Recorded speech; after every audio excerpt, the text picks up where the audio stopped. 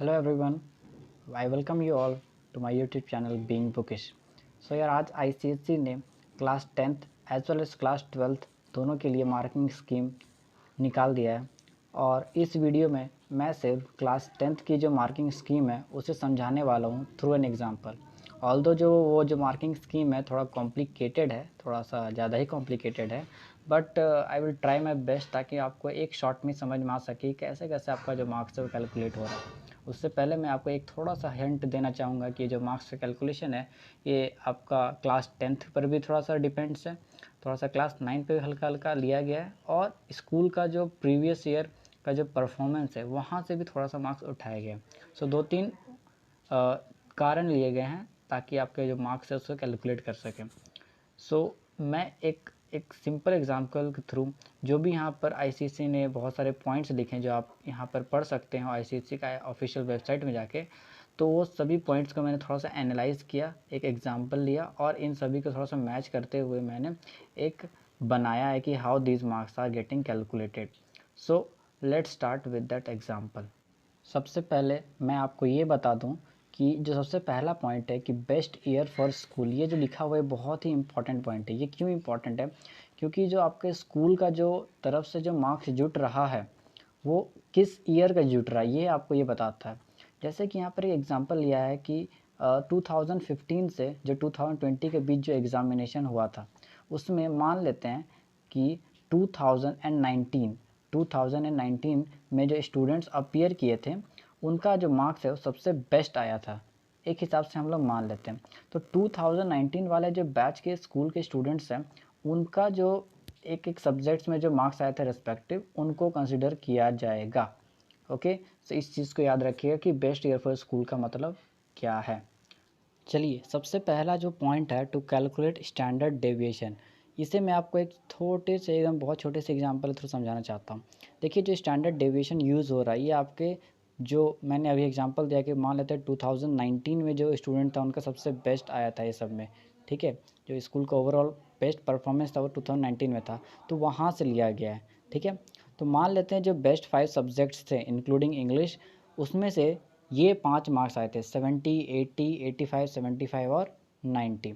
सबसे पहले आपको क्या करना है, सबसे पहले इनको ऐड करना है, ठीक है। ये मैं आपको बता रहा हूँ कि स्टैंडर्ड डेविएशन जो है वो कैसे कैलकुलेट हो रहा है। ओके, सबसे पहले आपने इन्हें ऐड किया। नेक्स्ट क्या करना है, इनका मीन निकालना। तो मीन कैसे निकलेगा, तो 400 आया था और टोटल सब्जेक्ट से 5, सो मीन आ गया आपका 80%। नेक्स्ट आपको क्या करना है, ये वेरिएंस जो लिखा है इसे आप छोड़ दीजिए, लेकिन जो स्टेप्स है वो ऐसे हैं कि जितना भी मार्क्स आया, जैसे मीन मार्क्स कितना है 80, तो एक एक इंडिविजुअल जो सब्जेक्ट्स में मार्क्स आए थे, जैसे एक एक इंडिविजुअल सब्जेक्ट्स में जो मार्क्स आए थे आपके वो क्या क्या थे, 70, 80, 85, 75, 90 एज यू कैन सी। सो उसमें से हर एक जो सब्जेक्ट है उससे आपको मीन को माइनस करना है। तो 70 माइनस 80, उसके बाद 80 माइनस 80, 85 माइनस 80, मतलब आप समझ रहे होंगे कि एक एक जो सब्जेक्ट है उससे आप मीन को माइनस कर रहे हैं। तो आपका ये आंसर आ रहा है कि 70 माइनस 80 माइनस 10 वगैरह वगैरह आ रहा है, ठीक है। तो अब उसको क्या करना है, जो भी आपका ये जो मार्क्स आ रहा है after you are subtracting the mean from individual subjects, उसको आपको क्या करना है, स्क्वायर करना है। दैट मीन्स व्हाट, कि अगर आपको यहाँ -10 आया तो -10 का स्क्वायर क्या आएगा, 100 आएगा। वैसे 0 का स्क्वायर करें 0 आएगा, 5 का करें 25 आएगा। तो इसको सबको करने से ये सब बेसिकली इंडिविजुअल मार्क्स आ जा रहे हैं। और उसके बाद क्या करना, आपको इन सभी को ऐड कर देना है। ध्यान से समझिएगा प्रोसेस कि कैसे हम लोग स्टैंडर्ड डेविएशन निकाल। सबसे पहले तो हम लोगों ने मीन निकाला, फिर एक एक जो सब्जेक्ट्स था उससे हमने मीन को माइनस किया, जो भी आया उसको खाली स्क्वायर कर दिया, और इनका जो स्क्वायर है इनको हम लोग लास्ट में क्या किए, सम कर दिए। ओके, नेक्स्ट हम लोग क्या करने वाले हैं, यहाँ पर आप देखिए, यहाँ पर क्या करना है आपको कि ये जो आपको यहाँ पर टोटल आया था स्क्वायर करने के बाद उसको डिवाइड करना है by total number of subjects कितना था 5, तो उससे 1 माइनस कर दीजिए। ये मैं आपको बेसिकली स्टैंडर्ड डेविएशन कैलकुलेट करने का तरीका बता रहा हूँ, आप इसे स्किप भी कर सकते हैं। सो 250 आपका टोटल मार्क्स आया था जब आपने स्क्वायर किया था। डिवाइड किससे किया आपने, 5 माइनस 1, क्योंकि 5 टोटल सब्जेक्ट था उससे 1 माइनस कीजिएगा तो 4 आया। तो उसको करने से आपको 62.5 आ रहा है बेसिकली। ओके, अब आपने अगर इस चीज़ को जो 62.5 आ रहा है इसको अगर स्क्वायर रूट किया तो इससे आपका जो बेसिकली स्टैंडर्ड डेविएशन जो आपको शुरू में लिखा है वो 8 लिखा है, 9 लिखा है, जो वो ऐसे कैलकुलेट हो रहा है कि जब मैंने 62.5 को स्क्वायर रूट किया तो उसका 7.905 ऐसा कुछ वैल्यू आ रहा था। तो बेसिकली ये इसके इक्वल मैंने माना 8, लेकिन हम लोग अपने एग्जांपल में क्या मानेंगे इसको 9, क्योंकि जो आपका जो ICSE का जो अभी PDF आया है उसमें उन्होंने स्टैंडर्ड डेविएशन को 9 माना है, तो मैं भी उसी को मान के चलूँगा ताकि आपके लिए ये ईजी रहे कि आगे की सॉल्यूशन कैसे हो रही है। Okay, so I think you have understood how to calculate the standard deviation.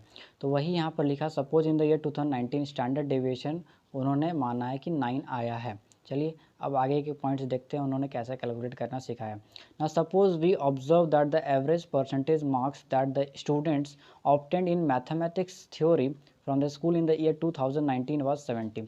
हम मान लेते हैं कि एक सब्जेक्ट हमें कंसिडर कर रहे हैं कि मैथ का हम लोग को मार्क्स निकालना है, ठीक है। एक इंडिविजुअल सब्जेक्ट का मार्क्स कैसे कैलकुलेट होगा वो यहाँ पर से जितने आगे प्रोसेस होंगे उसमें आपको समझाया जाएगा। तो मान लेते हैं कि 2019 जो ईयर था उसमें सारे स्टूडेंट का अगर मैथ सब्जेक्ट में परसेंटेज निकाला जाए कि एवरेज परसेंटेज कितना आया था सबने अगर निकाला तो वो मान लेते हैं 70 आया।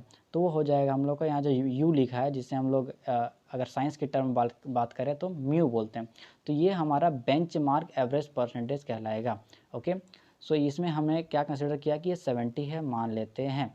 नेक्स्ट क्या है कि assume that candidate concerned has obtained 90% average marks in class 9 and 80% average marks in class 10 mathematics theory, then candidates raw percentage of mathematics theory paper will be considered as 90। so इसमें क्या बोल रहा, मान लेते हैं आपने मैथ्स का class 9 में एवरेज ओवरऑल आपने 80% लाया था और 90% लाया था और क्लास 10 में आपने 80% लाया। तो बेसिकली यहाँ पर से आपके एक चीज़ कैलकुलेट होगा जिसे हम क्या कह रहे हैं, candidates raw percentage of mathematics theory paper. वो कितना आ गया आपका 90 आ गया। क्यों 90? क्योंकि जो सबसे ज़्यादा आएगा उसी को यहाँ पर कंसिडर किया जाता है। ओके, नेक्स्ट क्या है कि suppose the candidate has obtain 20 in the mathematics project. मान लेते हैं प्रोजेक्ट में आपने 20 में 20 स्कोर किया, तो उसका परसेंटेज कितना, वही 20 में 20 लाया तो 100% हो गया। तो वही लिखा है कि इन परसेंटेज, तो वो कितना हो गया 100 हो गया। अब बहुत ध्यान सुनिएगा कि रॉ मार्क्स कैसे कैलकुलेट हुआ मैथमेटिक्स का। रॉ मार्क्स कैसे कैलकुलेट हुआ, 90% आपने लाया। ओके, क्लास 9 और 10 में जो बेस्ट आपका था वो 90 था, और आपका जो बेसिकली मार्क्स कितने का होता है फाइनली 10th क्लास का अगर एग्ज़ाम होता तो टोटल कितने मार्क्स का एग्ज़ाम होता थ्योरी का 80 मार्क्स, इसलिए 90 इंटू 80 किया गया। यहाँ डिवाइड किससे किया गया 100 प्लस 20, 100 तो यहाँ पर रखा गया प्लस 20 यहाँ पर मैं बता देता हूँ। प्लस 20 क्या है, ये है आपका प्रोजेक्ट मार्क्स। ओके, सो इसे कैलकुलेट करने पे आपको 92 आ रहा है जो कि आपका रॉ मार्क्स हुआ मैथ्स में। ठीक है, लेकिन कहानी यहाँ ख़त्म नहीं होती, थोड़ी और आगे चलना है। क्या है यहाँ पर, we compute the raw total. Raw total आप कैसे निकालेंगे, जैसे कि मैथ्स का आपने निकाल लिया कि ऐसे ऐसे करके आपका raw total raw marks in mathematics 92 है, वैसे ही हम हर एक सब्जेक्ट्स का निकाल लेंगे और रॉ टोटल निकालें। रॉ टोटल क्या होगा, सारे सब्जेक्ट्स का रॉ मार्क्स को अगर हम लोग ऐड करेंगे तो हमारा रॉ टोटल निकल जाएगा। ऐसे ही हम सारे अलग अलग दूसरे जो कैंडिडेट्स हैं उनका भी निकाल लेंगे जो इस पॉइंट में बताया गया। अब यहाँ पर थोड़ा और कन्फ्यूजन स्टार्ट होता है, तो पिछला जो भी मैं बताया उसको एक पार्ट मानिए, यहाँ से थोड़ा सा अलग कहानी फिर से स्टार्ट होता है, फिर बाद में सब जाके मिल जाएगा। Suppose that standard deviation of these marks is 12। मान लेते हैं कि आपने एक एक सब्जेक्ट में जो मार्क्स स्कोर किए वो आपका रॉ मार्क्स था, और इन रॉ मार्क्स का फिर से अगर हम स्टैंडर्ड डेविएशन निकालें तो मान लेते हैं आपका 12 आ रहा है। ठीक है, समझा आपने। अब क्या होगा कि फर्दर और क्या कुछ सपोज करने यहाँ बोल रहा है, क्या बोल रहा है, suppose the average raw marks raw mathematics theory percentage भी 78 for all candidates from the school. मान लेते हैं कि सभी का अगर हम लोग रॉ ऐसे ही मैथ्स का अगर मार्क्स निकाल रहे हैं और एवरेज निकाल देते हैं कि पूरी जितना भी आपके क्लास के स्टूडेंट्स हैं उनका सबका अगर रॉ परसेंटेज निकाला जाए मैथ्स में, उसको हम लोग मान लेते हैं 78 आया। अब बात आई कि यहाँ पर से हम लोग एक चीज़ निकालेंगे जिसे हम लोग कहते हैं स्केल्ड स्कोर। यहाँ जो आपको दिख रहा है scaled score of candidates in mathematics, ये हम लोग निकालने वाले। ये कैसे निकालेंगे, इसको हम लोग डिटेल डिनोट कर रहे हैं ए से। ए इज इक्वल टू क्या 9। 9 क्या था जो शुरू में हम लोग नहीं निकाले थे, यहाँ पर 9 जो हमारा स्टैंडर्ड डेविएशन था वही है 9।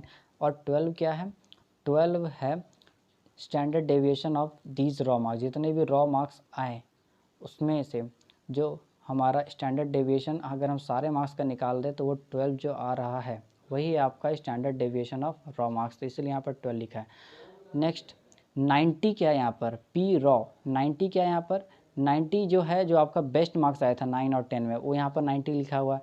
और 78 यहाँ पर क्या, 78 है आपका जो यहाँ पर लिखा हुआ है। Further suppose the average raw mathematics theory percentage भी 78, मतलब कि जो हर एक मार्क्स का जो भी मतलब आपका पूरा ओवरऑल कैंडिडेट का अगर रॉ मार्क्स कैलकुलेट किया जाए कि इसका 1% का रॉ मार्क्स इतना आया था, दूसरे स्टूडेंट का इतना रॉ मार्क्स आया था, और सबका ओवरऑल परसेंटेज दिखा लिया जाए एवरेज रॉ परसेंटेज का, तो वो है आपका 78, जो कि यहाँ पर हमारा दिया गया था। नेक्स्ट +70, ये 70 क्या है, जो शुरू में हमने नहीं कंसिडर किया था कि मान लेते 2019 में जो आपका म्यू का वैल्यू था, जो मैंने आपको बताया था ये यू है। ओके, मैं एक बार फिर से यहाँ दिखा देता हूँ, जो आपका 70 यहाँ पर था, देखिए तो यहाँ पर 70 लिखा हुआ है। ओके, तो यहाँ जो 70 लिखा हुआ, जो म्यू आपका कैलकुलेट था कि एवरेज ओवरऑल परसेंटेज मान लेते सारे कैंडिडेट का 70 आया, तो वही है 70। तो अगर ऐसे कैलकुलेट किया जाए तो आपका आ रहा 79, जो कि है हमारा ए का वैल्यू, मतलब scaled score of candidate in mathematics, ये आ गया आपका। अब यहाँ से आपका सब चीज़ क्लियर हो जाएगा। लास्ट है ये, इसमें क्या बोला जा रहा है कि subject board theory marks percentage, अब यहाँ से कैलकुलेट हो रहा है। तो सब्जेक्ट बोर्ड मतलब कि सब्जेक्ट आपका क्या है, मैथमेटिक्स है, और उसमें जो बोर्ड का परसेंटेज, वो मार्क्स का परसेंटेज कैसे कैलकुलेट हो रहा है। सो 0.7A प्लस 0.3B। अब 0.7 और 0.3 वो तो पहले से यहाँ पर उन्होंने डिसाइड किया हुआ है, ए और बी हमारा है, ठीक है। तो ए क्या है, देखिए 0.7 इंटू 79 किया गया, 79 जो हमने यहाँ से लाया था, ओके, जो ए का वैल्यू था। और 0.3 इंटू बी, बी यहाँ पर क्या है 0.3 इंटू 100 है। ओके, सो बी क्या था, मैं आपको थोड़ा सा ऊपर ले जाता हूँ जहाँ पर आपको मैं दिखा सकता हूँ कि बी क्या है। तो बी यहाँ पर ये है जो आपने प्रोजेक्ट में लाया था। ओके, बी में आपने जो 20 में 20 मार्क्स लाया था, वो परसेंटेज से कैसे फॉर्म में कैलकुलेट हुआ था कि आपका 100% आया, तो वही यहाँ पर आपका बी बन गया था। सो आपका जो subject board theory marks percentage है वो क्या है 0.7A प्लस 0.3B, मतलब 0.7 इंटू 79 प्लस 0.3 इंटू 100। तो इससे आपका क्या आ रहा है, सब्जेक्ट बोर्ड थ्योरी 85.3 आ रहा है, इसे नोट कीजिएगा। ओके, इससे आपका 85.3 आ रहा है। नेक्स्ट क्या है, सब्जेक्ट बोर्ड थ्योरी मार्क्स, वो था पिछला जो था वो परसेंटेज था, और ये आपको बताएगा मार्क्स कितना है जो परसेंटेज। और ये क्या है, बेसिकली जो आप 80 मार्क्स का एग्ज़ाम देने जाते हैं स्कूल में, 80 मार्क्स का जो आप स्कूल में एग्ज़ाम देने जाते हैं बोर्ड का, उसमें से आपको जो आता है वही है बेसिकली यहाँ पर सब्जेक्ट बोर्ड थ्योरी मार्क्स। वो कैसे कैलकुलेट हो रहा है, subject board theory marks percentage जो आपने यहाँ स्कोर किया 85.3 इंटू क्या कर रहे हैं हम लोग 0.8। ये 0.8 कैसे आया, देखिए आपका एक सब्जेक्ट कितना मार्क्स का होता है, एग्ज़ाम 80 मार्क्स का होता है आउट ऑफ 100 में। ओके, तो इसको अगर हम लोग यहाँ कैलकुलेट करें तो कितना आएगा 0.8 आएगा। ओके, सो बेसिकली आपका जो इसे एक भी सब्जेक्ट का एग्ज़ाम होता है वो 80 मार्क्स का होता है, और टोटल सब्जेक्ट में कितना मार्क्स होता है 100 का। तो वहाँ से आपका ये आ रहा है जो यहाँ पर लिखा है weightage for board theory marks. जो weightage for board theory marks है वो बेसिकली वही है कि एक सब्जेक्ट, तो हर सब्जेक्ट तो 80 मार्क्स का ही होता है, सो वो बेसिकली 0.8 ही आएगा। सो अगर इन दोनों का अगर हम लोग मल्टीप्लाई करें तो आपका आ रहा है 68.24, जिसे बेसिकली यहाँ पर अप्रॉक्स 68 माना गया। तो ये जो आपका 68 आया, ये क्या है, जो आपने 80 मार्क्स में लाया। ओके, बहुत ध्यान समझिएगा कि जो आपने 80 मार्क्स में लाया। अब फाइनली आपका कितना होगा, फाइनल सब्जेक्ट मार्क्स कितना होता है, जो आपने 80 मार्क्स में लाया और जो आपका प्रोजेक्ट मार्क्स है, तो आपने प्रोजेक्ट में लाया था 20 और यहाँ जो आपका मार्क्स आ गया 68। तो बेसिकली आपका ओवरऑल मार्क्स इन एक सब्जेक्ट मैथ्स में वो कितना आया 88। तो इतना कॉम्प्लिकेटेड है, और अगर आप समझ गए तो इतना सिंपल है कि ऐसे आपके एक सब्जेक्ट का जो मार्क्स है वो कैलकुलेट हो रहा है। So that's all. अगर आपको थोड़ा बहुत कन्फ्यूजन है तो वापस थोड़ा सा पीछे आकर देखिएगा, मैं गारंटी देता हूँ कि थोड़ा सा बहुत समझ में आ ही जाएगा। Okay, so thank you for watching video.